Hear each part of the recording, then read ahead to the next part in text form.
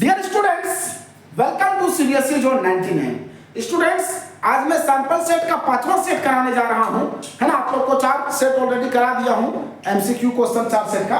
तो चलिए 5वां सेट में देखिए क्या कहता है ना। सैंपल क्वेश्चन पेपर का 5वां सेट है। इसमें सीधे आइए क्वेश्चंस की ओर, एकदम बिना समय गंवाए। समय नहीं गंवाना है हम लोग को। पहला कहता है मैच द करेक्ट कॉलम्स। ये 4 ठो कॉलम्स दिया हुआ है, इसको सही सही आपको मैच करना है। क्या करना है स्टूडेंट्स? मैच करना है आपको। देखिए अवनींद्रनाथ टैगोर, तो अवनींद्रनाथ टैगोर जो थे वो हमारे जो है सो भारत माता इमेज का क्रिएशन किए थे, है ना। Abanindranath Tagore created the image of Bharat माता। भारत माता का जो इमेज है उसको जो है सो अवनींद्रनाथ टैगोर ने क्रिएट किए थे। तो ये पहला का चला जाएगा सी नंबर में। बंकिम चंद्र चटर्जी क्या किए थे? हमारे राष्ट्रगान राष्ट्रगान नहीं, राष्ट्रगीत, नेशनल सॉन्ग, हमारा नेशनल सॉन्ग वंदे मातरम जो है वो लिखा गया था बंकिम चंद्र चटर्जी या बंकिम चंद्र चट्टोपाध्याय। बंकिम चंद्र चटर्जी को ही बंकिम चंद्र चट्टोपाध्याय भी कहा जाता है। बंकिम चंद्र चट्टोपाध्याय या बंकिम चंद्र चटर्जी एक ही व्यक्ति है ना। बंकिम चंद्र चटर्जी ने हमारा राष्ट्रीय गीत वंदे मातरम लिखे थे। उसके बाद रहे रविंद्रनाथ टैगोर, ये हमारे राष्ट्रगान, नेशनल एंथम जिसको हम लोग बोलते हैं। Our national anthem Jana Gana Mana was written by Rabindranath Tagore, है ना। रविंद्रनाथ टैगोर के द्वारा लिखा गया था। चलिए उसके बाद नैतिशा शास्त्री, ये जो है सो सदर्न इंडिया का फोल्कलोर के राइटर है ना। Naitisha Shastri was the writer of, या Naitisha Shastri wrote the folklore of southern India, है ना। सदर्न इंडिया, दक्षिणी भारत के लोकगीत को लिखे थे, है ना, नैतिशा शास्त्री। चलिए तो अब मिलान कर लीजिए। पहला का किसमें चला गया? C number. पहला का सी यहाँ पे भी है और यहाँ पे भी है। अब देखना है दूसरा का आपका डी नंबर है। अब दूसरा का डी देखिए, यहाँ पे ए है, दूसरा का डी यहाँ पे है, तीसरा का ए और चौथा का बी, ये नंबर। इस तरह से आपका ये नंबर 1 जो है वो बिल्कुल एक्यूरेट है। करेक्ट आंसर हो जाएगा ए नंबर। चलिए बढ़ते हैं अगले प्रश्न की ओर। अगला प्रश्न हमारा दूसरा नंबर कहता है study the picture and answer the questions that follows. ये पिक्चर्स को देखिए, ये पिक्चर दिखाया गया है। अब ये पूछ रहा है कि इसमें क्या चीज। तो ये पिक्चर में देखिए कि मांस को जो है सो लोड किया जा रहा है सीप में जो है सो मांस को लोड किया जा रहा है, मीट है ना। मीट को लोड किया जा रहा है शिप में, यही चीज इस पिक्चर में दिखाया जा रहा है। तो इसका राइट आंसर हो जाएगा बी नंबर। चलिए बढ़ते हैं अगले प्रश्न की ओर। अगला प्रश्न क्या कहता है? अगला प्रश्न है तीसरा number, analyse the information given below and consider one of the following correct options. ये जो क्वालिटीज दिया हुआ है इसके बारे में आपको पढ़ना है। ये जो फीचर्स दिया हुआ है एक प्रकार के मिट्टी का फीचर्स है, आपको बताना है कि वो किस प्रकार की मिट्टी के बारे में कह रहा है। It is formed by the deposition of alluvium. Alluvium जहां आया कहां एल्यूमियम का बात हो गया, है ना। Alluvium brought down by the east flowing peninsular rivers, है ना। क्या कहता है कि इसका निर्माण जो है सो एल्यूमियम के डिपोजिशन से होता है और इस फ्लोइंग पेनिनसुलर रिवर से जो एल्यूमियम डिपोजिट्स होता है उससे इसका निर्माण होता है। और ये बहुत ज्यादा फर्टाइल होता है। तो फर्टाइल, सबसे ज्यादा फर्टाइल कौन सा मिट्टी होता है? Alluvial soil. आप जानते होंगे जलोढ़ मिट्टी, है ना। मोटे अनाज के उत्पादन के लिए सबसे उपयुक्त मिट्टी है जलोढ़ मिट्टी। और कहता है it consist of various proportions of sand, silt and clay. Sand, silt और क्ले जो है सो बहुत अधिक मात्रा में पाया जाता है एलुवियल सॉइल में। आगे कहता है it is rich in potash, phosphoric acid and lime but deficient in organic matters, है ना। ये जो है सो पोटास, फास्फोरिक एसिड और लाइम में बहुत ही धनी होता है। मतलब एलुवियल सॉइल में पोटास, फास्फोरिक एसिड और लाइम पर्याप्त मात्रा में पाया जाता है, लेकिन ऑर्गेनिक मैटर्स के मामले में बहुत ही कमजोर होता है। मतलब ऑर्गेनिक मैटर्स जो है सो इसमें नहीं के बराबर पाया जाता है। तो ये कौन सा सॉइल हो जाएगा? कौन सी सॉइल की विशेषता है? तो ये है एलुवियल सॉइल की मुख्य विशेषता है। ऑर्गेनिक मैटर जो है सो एलुवियल सॉइल में नहीं के बराबर पाया जाता है, लेकिन पोटास, फास्फोरिक एसिड और लाइम ये पर्याप्त मात्रा में पाया जाता है। इस प्रकार से इसका राइट आंसर हो जाएगा ए नंबर। चलिए बढ़ते हैं हम लोग अगले प्रश्न की ओर। अगला प्रश्न देखते हैं क्या कहता है। चलिए अगला प्रश्न कहता है the species whose population has declined, जिसकी जनसंख्या घट चुकी है। वैसे स्पेसीज वैसी प्रजातियां जानवरों की जिसकी जनसंख्या घट चुकी है ना, जिसकी जनसंख्या घट रही है ना, तो और वो जो है सो इंडेंजर्ड कैटेगरी में आने वाले हैं, तो उस प्रकार के कैटेगरी को हम लोग क्या कहते हैं, तो उस प्रकार के कैटेगरी के जो है सो स्पेसीज को हम लोग कहते हैं वल्नरेबल स्पेसीज कहते हैं। जिसकी जनसंख्या घट रही है, जो इंडेंजर्ड के कैटेगरी में आने वाले हैं, उसको हम लोग वल्नरेबल स्पेसीज कहते हैं, है ना, वल्नरेबल स्पेसीज। सी नंबर इसका राइट आंसर हो जाएगा। चलिए बढ़ते हैं अगले प्रश्न की ओर। हाँ, the ethnic composition of Belgium में हम बताए थे तीन ठो भाषा बोलने वाला लोग थे। एक 59% था डच बोलने वाले लोग, और वो लोग जो है सो वैलोनिया रीजन में रहते थे, है ना, फ्लेमिश रीजन में रहते थे।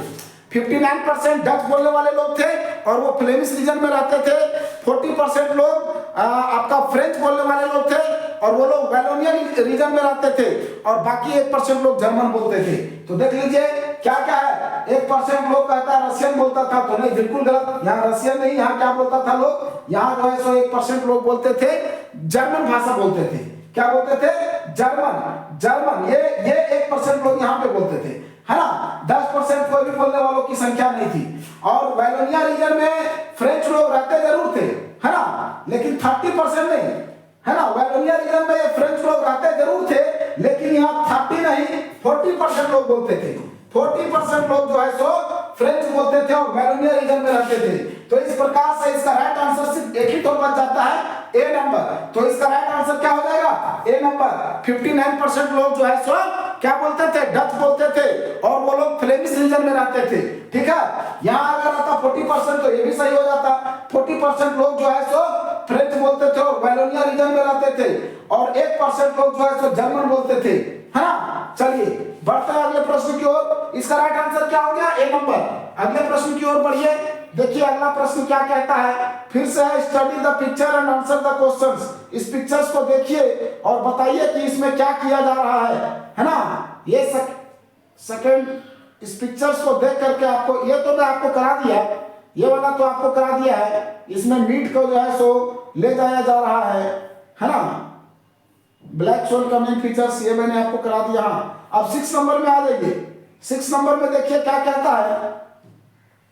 The practice of taking power away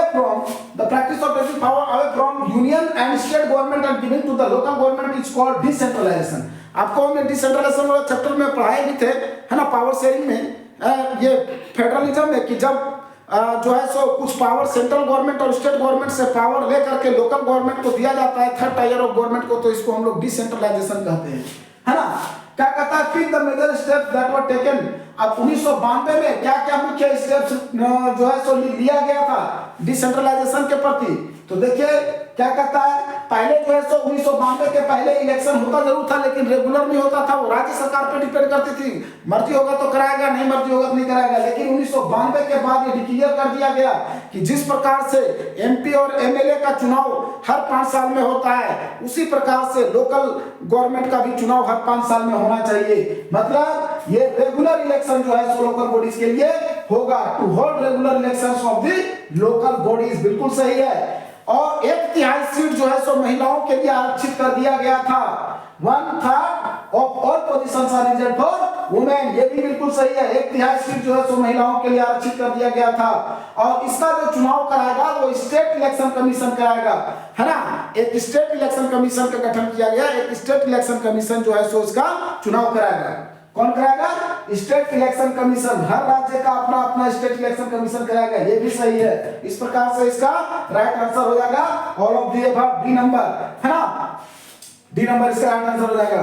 बढ़ते हैं अगले प्रश्न की ओर। अगला प्रश्न कहता है analyse the information given below considering one of the following correct option. इसमें से कोई एक ऑप्शन सही है, इसको पहले पढ़िए। क्या कहता है? However, for comparison between countries, total income is not such a useful measure since countries have different population। क्या कहता है? क्या हर देश का अलग अलग जनसंख्या है ना, तो हर जगह पे जरूरी नहीं है कि जो है सो तो इनकम एक समान हो, है ना, है ना। आगे कहता है comparison total income will not tell us what an average person is likely to earn. Total income हम लोग को नहीं बता सकता है कि कोई एक व्यक्ति क्या इनकम कर रहा है है ना। Are people in one country is better off than others in different countries, क्या कोई एक देश का के लोग जो है दूसरे देश के अपेक्षा अच्छा या दूसरे देश के अपेक्षा कमजोर खराब भी हो सकते हैं? एकदम बिल्कुल हो सकते हैं। हर देश की जो है सो इनकम एक समान नहीं है ना। इसलिए hence we compare the average income which is total income of the country. इसलिए हम लोग क्या करते हैं, एवरेज इनकम को कंपेयर करते हैं देश के पूरे जो टोटल इनकम होता है उसको हम लोग फिर देश का जो टोटल जनसंख्या है उससे डिवाइड कर देते हैं। देश का टोटल इनकम को हम लोग देश के कुल जनसंख्या से जब डिवाइड कर देते हैं तो उससे हम लोग को क्या निकलता है, एवरेज इनकम निकलता है। The average is also called per capita income, है ना। तो इस एवरेज को हम लोग पर कैपिटा इनकम भी कहते हैं, पर कैपिटा इनकम। तो इसका तो आंसर यही हो जाएगा, पर कैपिटा, इसको हम लोग पर कैपिटा इनकम भी कहते हैं। इसका राइट आंसर क्या हो जाएगा, डी नंबर। क्या हो जाएगा, D number, per capita income. चलिए बढ़ते हैं अगले प्रश्न की ओर। Which of the following profession belongs to the tertiary sector? Tertiary sector में हम बताए थे सर्विस सेक्टर आता है। प्राइमरी सेक्टर में जो है सो आपका आ जाता है एग्रीकल्चर सेक्टर, सेकेंडरी सेक्टर में आपका आ जाता है इंडस्ट्रियल सेक्टर, और सर्विस सेक्टर जो है सो आपका टर्सरी सेक्टर में आता है। तो ये तो फिशरमैन तो प्राइमरी सेक्टर में आ गया, फैक्ट्री वर्कर्स आपका सेकेंडरी सेक्टर में आ गया, फार्मर्स आपका प्राइमरी सेक्टर में आ गया, टीचर जो है सो टर्सरी सेक्टर में आएगा, है ना। टर्सरी तृतीय क्षेत्र में, यही टर्सरी सेक्टर में कौन आएगा, टीचर। तो डी नंबर इसका हो जाएगा राइट आंसर। चलिए बढ़ते हैं अगले प्रश्न की ओर। fill in the blanks forest is land that is reserved forest। वो जंगल एक जंगल भूमि है ना। कौन सा, रिजर्व फॉरेस्ट। रिजर्व फॉरेस्ट वाला भूमि को क्या कहते हैं, तो उसको हम लोग कहते हैं प्रोटेक्टेड फॉरेस्ट। प्रोटेक्टेड फॉरेस्ट को जो है सो, है ना, हम लोग रिजर्व फॉरेस्ट वाला जंगल कहते हैं, ठीक है। चलिए तो इसका राइट आंसर हो जाएगा बी नंबर, प्रोटेक्टेड फॉरेस्ट। आगे बढ़ते हैं अगले प्रश्न की ओर बढ़िए। देखिए, study the given graph and answer the following questions. इस ग्राफ को पढ़िए और जो है सो आंसर दीजिए, हाँ क्वेश्चंस का जवाब दीजिए। हाँ, about how much percentage of land is plane.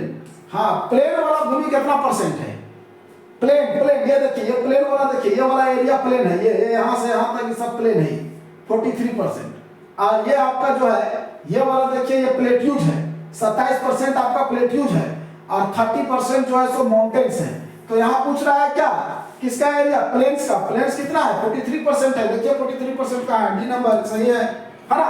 चलिए बढ़िए आगे बढ़ते हैं अगले प्रश्न की ओर। There are two statements marked as assertion and reason। अब assertion और reason वाला प्रश्न फिर से आ गया। ये हर आपका सेट में लगभग पूछा ही जा रहा है, और एग्जाम में अभी जो है सो नया पैटर्न में assertion और reason का क्वेश्चन एकदम बिल्कुल पूछा जाएगा आपको। क्या कहता है, the production of hand written manuscripts could not satisfy the ever increasing demand for books. बिल्कुल सही है ना। जो प्रोडक्शन है हैंड रिटन मैन्युस्क्रिप्ट्स का, वो जो डिमांड अभी बढ़ रहा है, किताब का अभी डिमांड बहुत ज्यादा बढ़ गया है। तो हाथ से लिख करके, हाथ से लिखा हुआ मैन्युस्क्रिप्ट्स को से जो है सब फुलफिल किया जा सकता है, नहीं किया जा सकता, कितना आदमी लिख पाएगा। तो इसलिए प्रिंटिंग प्रेस का आविष्कार हुआ, लोग प्रिंटिंग प्रेस में तुरंत प्रिंट हो जाता है ना। तो ये जो है सो बिल्कुल सही है ना। हैंड रिटन मैन्युस्क्रिप्ट जो है सो सैटिस्फाई नहीं कर सकता है जो किताब की डिमांड अभी बढ़ रही है। Chinese paper reached Europe via the silk route. Silk route से होकर के चाइनीज पेपर जो है सो यूरोप पहुंचा था, ये भी बिल्कुल सही है। सिल्क रूट से होकर के ही जो है सो चाइनीज पेपर जो है सो कहां पहुंचा था, यूरोप पहुंचा था। तो दोनों ही सेंटेंस सही है, लेकिन एक दूसरे का इसमें कोई कनेक्शन नहीं है। ये दोनों एक दूसरे से रिलेटेड नहीं है, वो अलग चीज है, ये अलग है, मतलब दोनों में कोई कनेक्शन नहीं है। तो है तो दोनों सही, लेकिन जो है सो असर्शन रीजन का करेक्ट एक्सप्लेनेशन नहीं है ना। तो इसका राइट आंसर क्या हो जाएगा स्टूडेंट्स, राइट आंसर हो जाएगा बी नंबर, है ना। देखिए दोनों सही है, लेकिन जो है सो रीजन असर्शन का करेक्ट एक्सप्लेनेशन नहीं है। तो बी नंबर हो जाएगा, both assertion and reason are true but R is not the correct explanation of A। चलिए बढ़ते हैं अगले प्रश्न की ओर। Which of the following Italian states was ruled by Italian princely house, है ना। प्रिंसली रूल जो है सो स्टेट एक ही था इटली में, वो कौन था, सार्डिनिया पैडोमेंट ही एक ऐसा जो है सो स्टेट था जहां पे इटली का जो है सो शासक जो है सो रूल कर रहा था, है ना। चलिए तो इसका राइट आंसर हो जाएगा डी नंबर। बाकी जितना था वहां अलग अलग जगह के लोग शासन कर रहे थे, वो मैं आपको चैप्टर पढ़ाया हूं, उसमें आपको डिटेल से बता दिया हूं। अगर आप नहीं देखे होंगे उस वीडियो को तो देख लीजिएगा। बढ़ते हैं अगले प्रश्न की ओर। Consider the statements given below and choose the correct option. जो नीचे स्टेटमेंट्स दिए हुए हैं उसको पढ़िए और सही आंसर को चुनिए। तो पहला कहता है dams are built just for electricity generation. क्या सिर्फ इलेक्ट्रिसिटी जनरेट करने के लिए डैम्स का निर्माण किया गया है? जी नहीं, इलेक्ट्रिसिटी ही नहीं, मल्टीपर्पज के लिए डैम्स का निर्माण किया जाता है, उससे इलेक्ट्रिसिटी भी जनरेट किया जाता है। वहां पे जो है सो और भी बहुत सारे पर्पज से यूज किया जाता है, पानी पटाने के लिए यूज किया जाता है, बाढ़ को रोकने के लिए यूज किया जाता है ना, बहुत सारा पर्पज से मल्टीपर्पज यूज के लिए डैम्स का निर्माण किया जाता है। तो ये सेंटेंस सही नहीं हुआ, सिर्फ इलेक्ट्रिसिटी के लिए नहीं। Dams were traditionally built to impound rivers rainwater that could be used later। हाँ बिल्कुल है ना, रिवर्स रेन वाटर्स को इंपाउंड करने के लिए जिसको बाद में हम लोग यूज कर सकते थे, फिर पानी वगैरह पटाने में यूज कर सकते हैं, तो इसके लिए डैम्स का निर्माण किया गया है। तो बिल्कुल सही, दूसरा स्टेटमेंट सही है लेकिन पहला गलत है। तो देखिए कहाँ पे है, पहला स्टेटमेंट गलत और दूसरा सही कहाँ है, बी नंबर। बी नंबर इसका सही हो जाएगा। Statement 1 is incorrect and 2 is correct, है ना। चलिए बढ़ते हैं हम लोग अगले प्रश्न की ओर। 14th नंबर, या फिर आपका आ गया असर्शन और रीजन वाला क्वेश्चंस, असर्शन और रीजन वाला क्वेश्चंस फिर से आ गया 14th नंबर में। क्या कहता है, there are 2 statements marked as assertion and reason, है ना। क्या है पहला, we are most concerned with ensuring that people will have the right to choose their rulers and the people will have control over the rulers. बिल्कुल सही है। हाँ, हम लोग जो है सो जनता को हम लोग चुन सकते हैं जनता को, हम ही लोग के ऊपर सॉरी हम लोग अपना गवर्नमेंट को चुनते हैं और गवर्नमेंट्स के ऊपर हम लोग जो है सो नियंत्रण भी रखते हैं। अगर गवर्नमेंट सही नहीं करेगा तो अगला बार उसको वोट नहीं देंगे। Most basic outcomes of democracy should be that it produces government that is accountable. हाँ, गवर्नमेंट तो अकाउंटेबल होना चाहिए, बिल्कुल सही है ये, है ना, सिटीजन्स के प्रति and responsive to the needs and expectations of the citizens. बिल्कुल सही है, लोगों की जरूरत का ध्यान में रखना है, लोगों को जो है सो प्रति जवाबदेह भी गवर्नमेंट को होना चाहिए। तो इस प्रकार से ये दोनों ही सेंटेंस सही हैं। दोनों ही सेंटेंस क्या है, दोनों ही सेंटेंस बिल्कुल सही है, लेकिन एक दूसरे से कोई कनेक्शन नहीं है ना। तो इसका राइट आंसर हो जाएगा B number, both A and R assertion and reason are true but reason is not the correct explanation of A। चलिए बढ़ते हैं अगले प्रश्न की ओर। अगला प्रश्न है क्रिएटेड इन 1980 में जो created in 1980 it champions the socio religious values of India, है ना। इंडिया का सोशियो रिलीजियस वैल्यूज के बारे में कह रहा है। Choose the philosophy of Bharatiya Janata party के बारे में पूछ रहा है ना, कि इसमें से कौन सा सही है, कौन फिलोसॉफी जो है सो किस सिद्धांत पर भारतीय जनता पार्टी काम करती है। तो धर्म को तो सबसे ऊपर रखती नहीं है, बिल्कुल गलत हो गया, है ना। इसका राइट आंसर हो जाएगा ए नंबर, कल्चरल नेशनलिज्म, यही इसका सही आंसर हो जाएगा। ए नंबर हो जाएगा एकदम एक्यूरेट आंसर, है ना। चलिए आगे बढ़ते हैं हम लोग अगले प्रश्न की ओर। अगला प्रश्न है 16 नंबर, है ना। 16 नंबर में क्या कहता है, find the correct options from the following. नीचे जो दिया गया है उससे आपको करेक्ट ऑप्शन जो है सो ढूंढने के लिए कह रहा है। तो क्या क्या दिया गया है देखिए ध्यान से। पहला है for development people look at mix of goals. हाँ, मिक्स ऑफ गोल्स पे तो डेवलपमेंट के लिए लोग ध्यान देते हैं, बिल्कुल सही। और इनकरेक्ट पूछ रहा है तो ये तो सही है ना। विकास के लिए लोगों को एकदम गोल होना चाहिए, मिक्स गोल होना चाहिए, मतलब एक चीज से सिर्फ विकास नहीं होगा, विकास करने के लिए हर क्षेत्र में हम लोग को आगे बढ़ना होगा। It is true that if women are engaged in paid work, their dignity in household and society decreases। नहीं, डिक्रीज कैसे होगा, अगर महिला लोग को पेड वर्क में, मतलब महिला अगर पैसा कमाएगी तो उसका क्या, उसका डिग्निटी जो है सो डिक्रीज होगा? नहीं, उसका डिग्निटी बढ़ेगा, उसका आत्मसम्मान बढ़ेगा। पैसा कमाने वाली महिला का आत्मसम्मान बढ़ता है, तो ये गलत हो गया। क्यों? क्योंकि यहाँ डिक्रीज नहीं होगा, यहाँ पे इंक्रीज होगा। क्या होगा? इंक्रीज होगा, है ना। ये सोसाइटी में यहाँ पे इसका मान सम्मान जो है वो इंक्रीज होगा, ठीक है। तो इसलिए गलत हो गया, इंक्रीज होगा। However, it is also case that if there is a respect for women, there would be more sharing of housework and greater acceptance of working women। ये भी बिल्कुल सही है। अगर महिला जो है सो जॉब में रहेगी तो घर का काम में जो है सो सब लोग बांट साट के करेगा। मान लीजिए अगर महिला को सम्मान मिलता है। However, it is also case that if there is respect for women, there will be more sharing of housework। अगर महिला के प्रति सम्मान होगा लोगों में तो घर का काम हाथ बटा के करेगा, लेकिन नहीं रहेगा तो छोड़ देगा, अकेले करेगी जो करेगी सो, है ना। चलिए, तो ये भी सही हो गया। A safe and secure environment may allow more women to take up variety of jobs और रन अ बिजनेस। बिल्कुल सही कहा। अगर सेफ इन्वायरमेंट रहेगा, सही इन्वायरमेंट रहेगा, सिक्योर इन्वायरमेंट रहेगा तो महिला को जॉब करने में, महिला को अपना बिजनेस चलाने में बहुत ही आसानी होगी, है ना। महिलाओं को जो है सो आसान हो जाएगा, मतलब महिलाओं को भी अलाउ कर दिया जाएगा नौकरी करने के लिए, जॉब्स करने के लिए, बिजनेस करने के लिए। तो यहाँ पे हम लोग को पूछ रहा है इनकरेक्ट सेंटेंस, तो इनकरेक्ट सेंटेंस बी नंबर हो गया, बी नंबर इनकरेक्ट हो जाएगा। तो राइट आंसर हमारा क्या हो जाएगा, बी नंबर हमारा राइट आंसर हो जाएगा। चलिए बढ़ते हैं अगले प्रश्न की ओर। अगला प्रश्न हमारा क्या कहता है, under employment is the under use of worker. Under employment क्या है, वर्कर्स, हाँ, अंडर यूज ऑफ वर्कर्स, है ना। चलिए देखिए क्या कहता है, workers because a job does not use the workers skills, है ना, क्योंकि जॉब में जो है सो वर्कर्स के स्किल्स का यूज नहीं होता है। Which one of the following occupation suffers from the under employment. कौन सा इसमें से ऑक्यूपेशन है जो अंडर एम्प्लॉयमेंट से सफर करता है, जहां पे अंडर एम्प्लॉयमेंट ऑक्यूपेशन से सफर किया जाता है।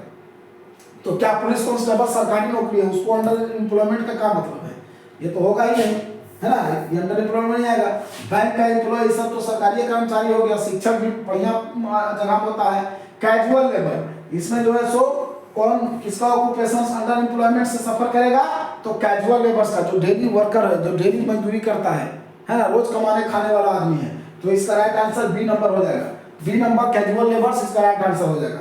चलिए अगला बात है, sacred groves are parts of large forest that have been, हाँ इसका भी यही पहला नंबर ही हो जाएगा, है ना। Sacred groves are parts of large forest that have been left untouched by the local people. A number इसका सही हो जाएगा। Sacred groves are parts of large forest that have been left untouched by the local people, है ना। Sacred groves क्या है, large forest का हिस्सा है, जो जहां पे जो है सो जो लोकल आदमी के टच से बाहर, मतलब लोकल आदमी जिसको अभी तक जो छूटे हुए हैं, है ना, लोकल आदमी के अनटच से छूटे हुए हैं। चलिए आगे बढ़ते हैं हम लोग। Which of the following conservation strategies do not directly involve community participation?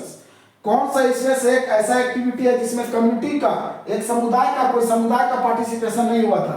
तो ज्वाइंट फॉरेस्ट मैनेजमेंट में तो हुआ था, इसमें तो हुआ था कम्युनिटी का पार्टिसिपेशन। चिपको मूवमेंट में भी हुआ था, है ना, चिपको मूवमेंट बीच बचाओ आंदोलन में भी हुआ था। डेमोक्रेशन ऑफ वाइल्ड लाइफ सेंचुरी इसमें नहीं हुआ था, इसमें जो है सो किसी भी कम्युनिटी का पार्टिसिपेशन नहीं हुआ था। मतलब राइट आंसर हो जाएगा डी नंबर, डी नंबर आपका हो जाएगा इसका, इस क्वेश्चन का राइट आंसर। क्योंकि यहाँ पूछ रहा है कि कौन जो है सो डायरेक्टली इन्वॉल्व नहीं हुआ था, है ना, किसमें से जो है सो डायरेक्टली इन्वॉल्व नहीं हुआ था, तो इसे डेमोक्रेशन ऑफ वाइल्ड लाइफ सेंचुरीज में डायरेक्टली इन्वॉल्व नहीं हुआ था। चलिए अगला प्रश्न की ओर हम लोग बढ़ते हैं। In terms of fill in the blanks, India is perhaps the most diverse country in the world.